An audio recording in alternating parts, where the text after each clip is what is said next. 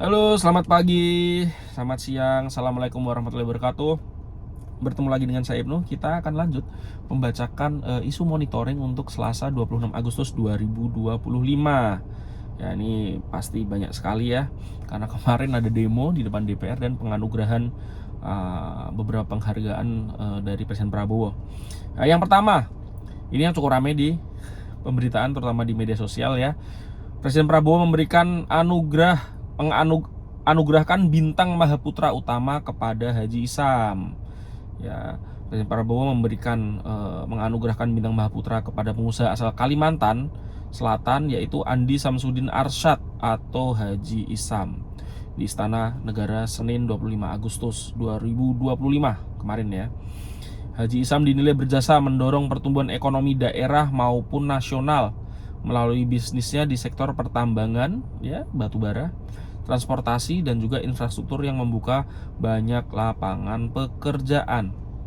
Memang hubungan antara Haji Isam dengan Pak Prabowo ini cukup dekat ya. Haji Isam juga membantu pemenangan Pak Prabowo, ya. Lalu juga ada banyak ya hal lain. Haji Isam juga sekarang sedang ada bisnis agro industri di Papua ya, entah itu gula mungkin ya, atau yang lainnya, atau beras ya, jangan-jangan beras. Jadi memang Pak Prabowo ini sebenarnya percaya betul ya dengan Haji Isam, bahkan dalam banyak uh, apa ya, teori konspirasi ini yang berseliweran ya di internet dan juga di beberapa kalangan kan sempat ramai juga bahwa Haji Isam ini didorong ya oleh Prabowo untuk menggantikan dari 9 naga ya. Ya itulah, netizen memang cukup kreatif ya. Selanjutnya, Hasim Joyo Hadikusumo terima bintang Mahaputra Utama. Beliau mengakui kurang nyaman ya, utusan khusus Presiden bidang iklim dan energi Hasim Joyo Hadikusumo yang adalah adik dari Presiden Prabowo menerima tanda kehormatan bintang Mahaputra di Istana Negara. Penghargaan itu diberikan langsung oleh Presiden Prabowo. Ya, saya terus terang merasa kurang nyaman karena presiden kan kakak kandung sendiri, kata Hasim. Selanjutnya, Presiden Prabowo panggil Menteri Bahas Ekonomi dan Proyek Giant Seawall. Ya, Presiden memanggil sejumlah Menteri Kabinet Merah Putih ke Istana Negara, Istana Kepresidenan. Ya, hadir ya Menteri Koordinator Bidang Infrastruktur dan Pembangunan Kewilayahan Agus Harimurti Yudhoyono (AHY). Ya, AHY menyebut proyek tanggul laut raksasa atau Giant Seawall di pantai utara Jawa turut masuk agenda mengingat penurunan muka tanah yang memicu bencana rob. Jadi nggak hanya di Jakarta ya, kalau di Jawa Tengah paling parah itu Pekalongan. Jadi kalau teman-teman naik kereta di Pantura pas lewat Pekalongan, itu di pinggir-pinggir rel itu rumah udah pada tenggelam ya. Nah, turut hadir ya ada Menko Perekonomian Erlangga Hartarto, Menkeu Sri Mulyani, Menko Pangan Zulkifli Hasan, Menteri Pertanian Andi Amran Sulaiman, Menteri BUMN Erick Thohir, Menteri KKP Sakti Wahyu Trenggono, Kepala Bappenas Rahmat Pambudi. Selanjutnya, Gerindra proses pencabutan keanggotaan Immanuel Ebenezer atau Noel. Ya, Sekjen Gerindra Sugiono menyatakan partainya akan segera mencabut keanggotaan mantan Wakil Menteri Ketenagakerjaan Immanuel Ebenezer. Tentunya ini terkait kasus pemerasan K3. Selanjutnya, pemerintah belum bahas amnesti Noel ya. KPK yakin Prabowo tak akan setuju. Menteri Koordinator Hukum dan HAM, Imigrasi serta Pemasyarakatan Yusril Iza Mahendra menegaskan pemerintah belum membahas permintaan amnesti dari mantan Wamenaker Noel. Ya harusnya nggak dikasih amnesti ya. Itu kan belum sidang aja. Noel udah minta amnesti, itu artinya ya sudah mengaku bersalah lah, kira-kira seperti itu. Ya, Mensesnek harap RUU Haji tingkatkan kualitas penyelenggaraan haji, mohon maaf ya. Mensesnek sekaligus juru bicara Presiden Prabowo, Prasetyo Hadi, berharap pelaksanaan ibadah haji semakin baik setelah RUU Haji disahkan oleh DPR. Ya, menurutnya jika Kementerian Haji resmi dibentuk, pemerintah akan segera menerbitkan peraturan presiden baru sebagai payung hukum. Selanjutnya ya, Prabowo bentuk badan otorita tanggul laut Pantura Jawa. Menteri Sekretaris Negara Prastyo Hadi menjelaskan alasan Presiden Prabowo membentuk Badan Otorita Pengelola Pantai Utara Jawa atau Badan Otorita Pengelola Tanggul Laut Pantura Jawa. Ya, badan ini dibentuk untuk merealisasikan pembangunan Giant Sea Wall yang telah direncanakan sejak 1990. Udah hampir 40 tahun ya, udah 35 tahun. Prasetyo Hadi menyebut kebutuhan semakin mendesak karena studi menunjukkan penurunan muka air tanah di Pantura semakin rutin terjadi dan beresiko untuk 20 juta penduduk pesisir. Selanjutnya Dhanil, ya, petugas haji non muslim hanya untuk urusan sosial. Wakil Kepala Penyelenggaraan Haji atau BP Haji Dhanil Anzar Simanjuntak menjelaskan bahwa aturan petugas haji non muslim akan diatur dalam peraturan menteri atau permen dan dibatasi hanya untuk urusan sosial. Ini kan lagi rame kemarin kan. Selanjutnya TNI gelar Super Garuda Shield 2025. Tentara Nasional Indonesia resmi membuka latihan gabungan bersama atau LATGABMA Super Garuda Shield 2025 yang akan diikuti oleh 6.500 personel TNI, ya, dan 12 negara sahabat. Tuh seru nih ya.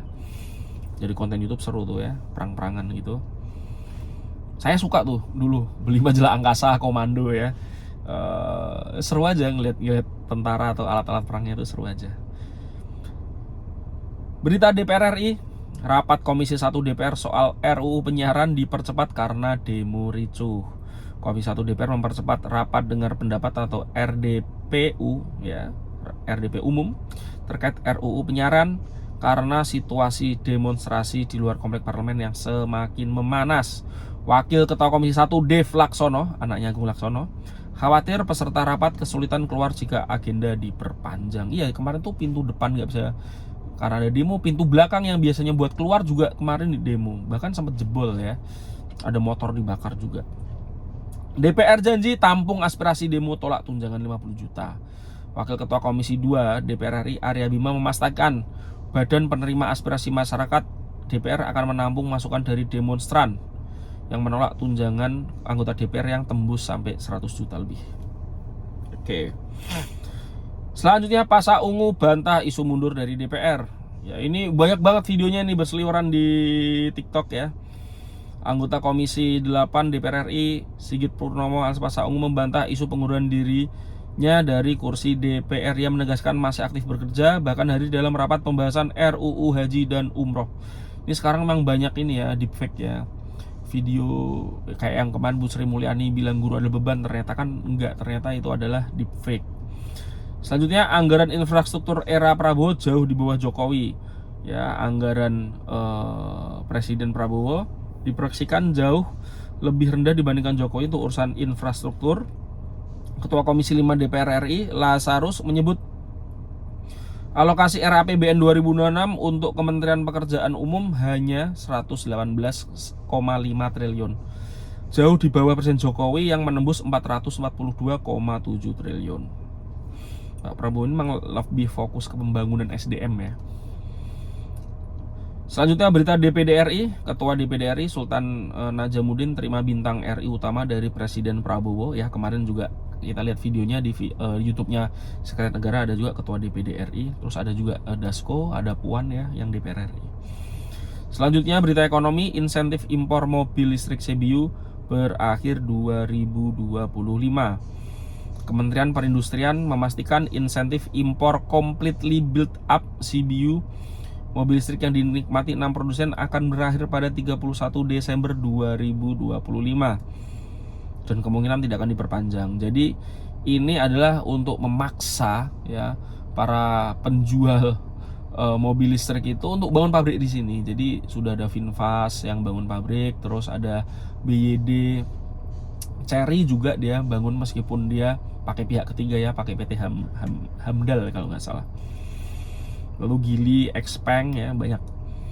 Selanjutnya Kemendak desak Uni Eropa patuh putusan WTO soal biodiesel. Jadi WTO sudah memenangkan Indonesia soal ekspor biodiesel dari Indonesia ke Eropa ya. Jadi nggak boleh nolak tuh sekarang Eropa.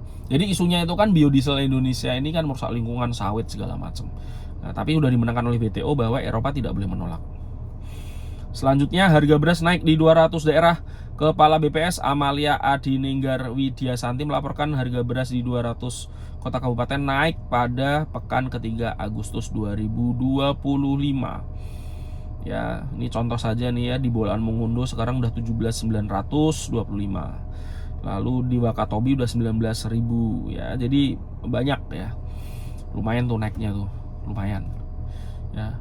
Isu sosial, Bandung tingkatkan kesiapsiagaan gempa ya usai aktivitas sesar Lembang.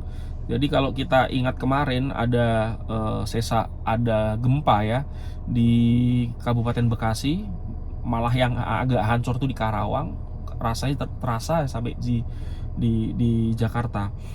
Beberapa hari sebelumnya BMKG itu sudah memperingatkan bahwa ada aktivitas di sesar Lembang ya kalau tidak salah. Jadi ada kemungkinan akan gempa. Dan itu diikuti juga dengan aktivitas gunung-gunung berapi yang mulai aktif. Nah, jadi ini yang harus diwaspadai oleh pemerintah kota ya, bersiap dengan BNPB. Selanjutnya warga menengah keluhkan kelangkaan dan kualitas beras premium.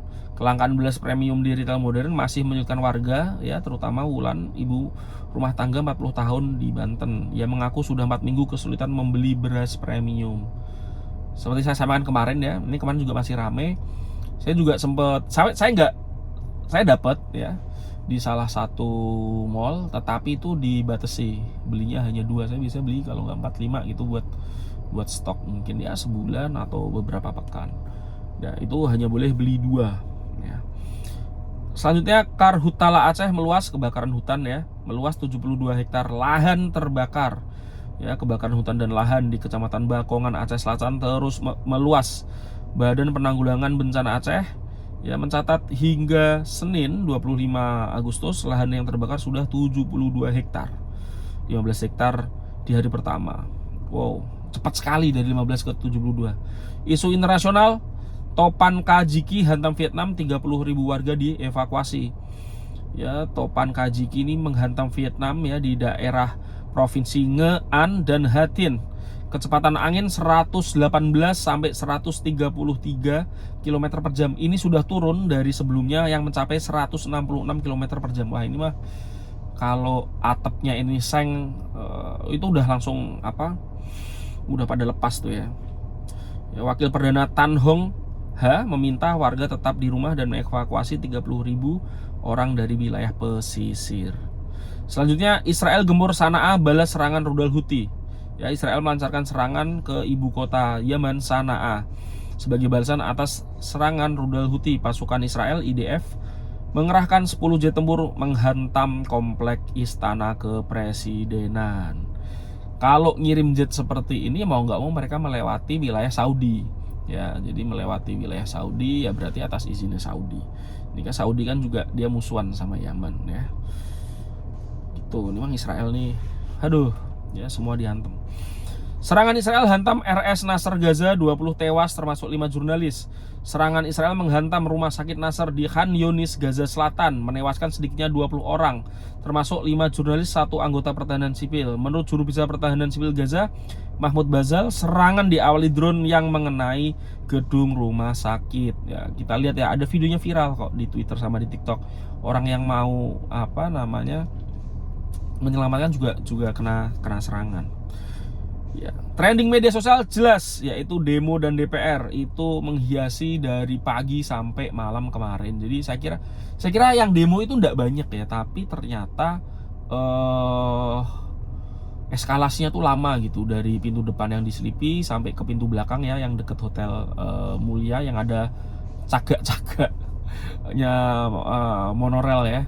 Itu juga sampai situ tuh, itu jadi rame, ada sampai motor di belakang dibakar ya di pintu belakang tersebut. Ya mungkin itu yang bisa saya sampaikan teman-teman. Besok kita akan berjumpa lagi. Isunya mungkin akan berubah ya. Demo hari ini udah nggak ada kecuali ada eskalasi lagi. Terima kasih. Assalamualaikum warahmatullahi wabarakatuh.